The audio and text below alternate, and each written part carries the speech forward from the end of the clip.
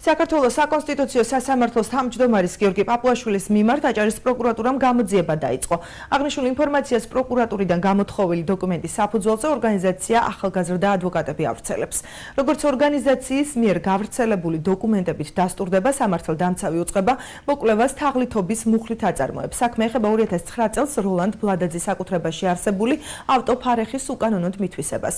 ორგანიზაციაში აცხადებენ, რომ პაპუაშვილმა ბლადაძის საცხოვრებელი სახლი სახელმწიფოსაგან სიმბოლურ ფასად 1000 ლარად მიიღო, ფარეხის საკუთრებაში გადაცემა კი გათვალისწინებული არ იყო. თუმცა 2012 წელს, როდესაც მერიამ ფარეხების დემონტაჟი განახორციელა, საკონსტიტუციო სასამართლოს თავმჯდომარემ 3565 ლარის კომპენსაცია მიიღო.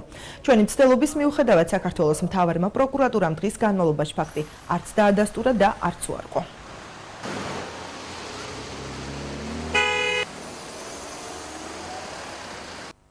როდესაც გიორგი პაპუაშვილი გახდა სახელმწიფოსგან მიღებული უკანონო ქონება ჩამორთმეულის როლანდ ბლადაძის საკუთრების მფლობელი, მან მოიწვია ამხანაგობის კრება და ამხანაგობის კრების თავმჯდომარის გაყალბებული ოქმის საფუძველზე მიისაკუთრა როლანდ ბლადაძის მფლობელობაში არსებული ავტოფარეხი და მეცაც გეტყვით, როდესაც 2012 წელს მოხდა ბათუმის მერიის მხრიდან აღნიშნული ავტოფარეხის დემონტაჟი, გიორგი პაპუაშვილმა ქალაქის მერიისგან შესაბამისი ღირებულების თანხაც კი მიიღო კომპენსაციის სახით.